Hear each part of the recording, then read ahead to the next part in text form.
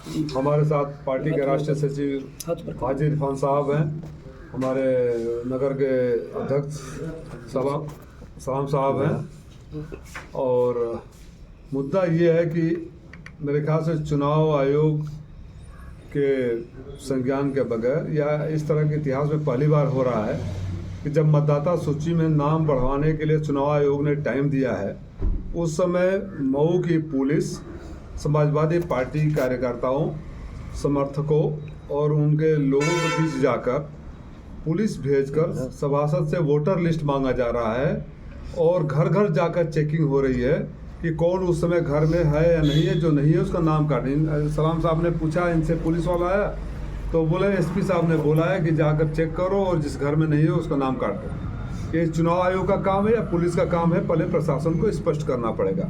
अगर पुलिस प्रशासन, और मुझे लगता है कि पुलिस प्रशासन का व्यक्तिगत बैर तो कोई होगा नहीं हमसे, ये शासन के निर्देश पर, अगर ये शासन को इतना डर और भय समाया हुआ है कि घोसी की चुनाव सीट का परिणाम वही होगा जो उपचुनाव में हुआ, तो मैं ये बताना चाहता हूँ शासन और प्रशासन को कि हम लोग समाजवादी हैं। इस तरह के अनैतिक, गैर कानूनी और संविधान से परे किसी भी कार्रवाई का जमकर विरोध करेंगे। हमारे प्रमुख राष्ट्रीय महासचिव माननीय प्रोफेसर साहब ने डीएम को फ़ोन किया, शायद संभवतः आज छुट्टी पर है। सीडीओ से उनकी बात हुई, सीडीओ ने भी कहा नहीं, ये चुनाव आयोग का के हिसाब से पुलिस का काम नहीं है। प्रोफेसर साहब ने कहा है कि अगर तत्काल ये बंद नहीं होगा तो चुनाव आयोग जाएंगे और आने वाली विधानसभा में भी हम इस सवाल को उठाएंगे। अगर ये भारतीय जनता पार्टी का एजेंट बनकर कोई अधिकारी ये काम करना चाहें और ये सोचे कि इस जुले को हम रौंद देंगे या हम खामोश रहेंगे, तो ये बर्दाश्त कतई नहीं होगा। मैं आप लोगों से पूछना चाहता हूं कि पत्रकारिता के अपने पूरे कैरियर में कभी आपके सामने कोई ऐसा उदाहरण है कि पुलिस जाकर घर घर चेक करे? और ये अगर है तो सिर्फ सपा समर्थकों में, सपा पदाधिकारी और सपा कार्यकर्ताओं के इलाके में ही क्यों हो रहा है, भारतीय जनता पार्टी के घरों पर क्यों नहीं हो रहा है? हम इसकी घोर निंदा करते हैं और इस सवाल को न सिर्फ चुनाव आयोग बल्कि आने वाले विधानसभा और लोकसभा तक में हम लोग उठाएंगे। और मैं अपने कार्यकर्ताओं और नेताओं से आह्वान करता हूं कि जिस तरह का आतंक इन लोगों ने उपचुनाव में मचाया था, आप मानसिक रूप से तैयार रहिए। आतंक के बल पर जो चुनाव अगर जीतना चाहते हैं, शासन और भारतीय जनता पार्टी की मंशा है कि अपने चुने हुए अधिकारियों के बल पे वो चुनाव जीत जाएंगे, तो मैं यही कहूँगा कि घोसी उपचुनाव से उन्होंने सबक नहीं सीखा है। इस समय जो प्रशासन का नंगा नाच है, जिस तरह से यहाँ जिले में लूट मची हुई है, अस्पतालों की कोई ऐसा दिन नहीं है जहाँ अस्पताल की कोई ऐसी समाचार ना है कि मरीजों के साथ दुर्व्यवहार हो रहा है, दवाई नहीं मिल रहा है। और एक सीएमओ का ऑडियो वायरल हो रहा है जिसमें स्वयं स्वीकार करते हैं कि हमारे उत्तर प्रदेश में एक राजभर का बच्चा कई दिनों से अस्पताल में पड़ा हुआ है, उसको कुछ नी का सर्जरी करना है, बोले हमारे पास सुविधा ही नहीं है। ये कहाँ जा रहे हैं, दवाइयाँ कहाँ जा रही हैं? डॉक्टर हेल्थ अस्पताल को प्राइवेट प्रैक्टिस के लिए रेफरल सेंटर बना रखे और पैसा नीचे से ऊपर पहुंचाया जा रहा है।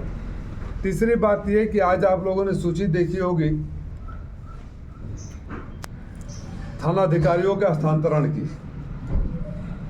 मुझे किसी थानाधिकारी से कोई समस्या इसलिए नहीं है कि न तो कोई मेरा आपराधिक इतिहास है और न तो कभी मैं किसी गलत काम की पैरवी करता हूँ, लेकिन मैं ये जानना चाहता हूँ आप लोगों से, जो समाजवादी पार्टी के सरकार में एक जाति विशेष के थानेदारों से, पुलिस वालों की रोज आवाज़ उठाया करते थे, क्या किसी माननीय मुख्यमंत्री जी इस जिले में किसी अन्य लोगों को ये अधिकार नहीं है कि उनको भी जिम्मेदारी सौंपी जाए?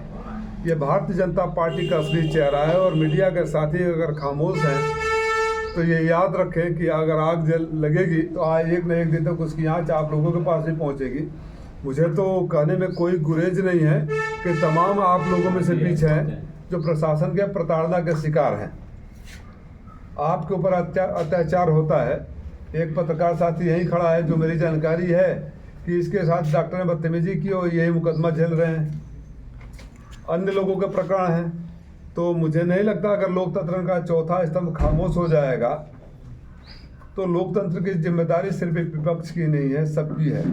मैं पुनः आपके माध्यम से अधिकारियों से और शासन को खास तौर से, क्योंकि अभी मैं बात को दोहरा रहा हूँ कि मुझे नहीं लगता कि किसी अधिकारी के कोई व्यक्तिगत इंटरेस्ट या खिलाफत होगा। अगर होगा तो हम उसके लिए भी लड़ने के, संघर्ष करने के लिए तैयार हैं। ये ना समझे कि अगर मैं इस तरह का बयान दे रहा हूँ तो मैं उनको खुश करने के लिए दे रहा हूँ। शासन हो या प्रशासन, गैर कानूनी काम, अनैतिक काम, संविधान विरोधी काम और अपने को ही सर्वशक्तिमान समझकर करने वाला कोई काम करेंगे तो समाजवादी लोग सड़क से लेकर सदन तक, और प्रोफेसर साहब ने, राजीव राय का बयान नहीं है, राष्ट्रीय नेतृत्व ने कहा है कि आज आप बात करो। डीएम साहब उपलब्ध नहीं थे, राष्ट्रीय नेतृत्व अधिकारियों से बात करेंगे, नहीं तो प्रोफेसर साहब स्वयं चुनाव आयोग जाएंगे और आने वाली विधानसभा और लोकसभा में भी हम चलने नहीं देंगे। इस तरह के अधिकारियों के अनैतिक कार्य बर्दाश्त नहीं होगी। उसमें दिक्कत क्या आ रही है? अगर वो सत्यापन करा रहे हैं तो दिक्कत क्या है? सत्यापन, पहली बात, सत्यापन सिर्फ समाजवादी समर्थकों की होगी, भारतीय जनता पार्टी के क्यों नहीं होगी, किस आदेश के तहत हो रहा है। दूसरी बात, कोई भी बात हो, कोई भी हो, हमें कोई दिक्कत नहीं है अगर संविधान में और अगर चुनाव आयोग के आदेश पर हो रहा है। आप स्वयं भू बन जाएंगे, आप स्वयं भू बन जाएंगे। और दूसरी बात कि ये चुनाव आयोग का काम है, हो सकता है कि उस समय राजीव राय घर पे नहीं हो सकता है 15 दिन के लिए बाहर गए हों, तो हम नाम कटवा देंगे। आप नाम कटवाने या जुड़वाने वाले कौन होते हैं?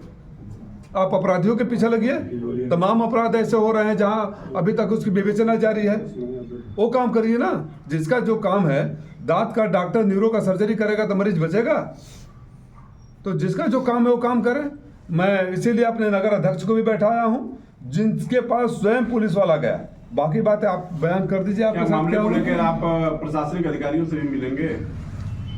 आज छुट्टी है, कल डीएम से भी हमारा प्रतिनिधिमंडल मिलेगा और संतोषजनक जवाब नहीं हुआ और समाधान नहीं हुआ तो सिर्फ प्रशासनिक अधिकारी या स्थानीय ही नहीं, मैंने पुनः दोहरा रहा हूँ, हमारे राष्ट्रीय अध्यक्ष जी ने कहा है कि प्रमुख महासचिव चुनाव आयोग में जाएंगे और विधानसभा शुरू होने वाली है, वहाँ आवाज़ उठेगी।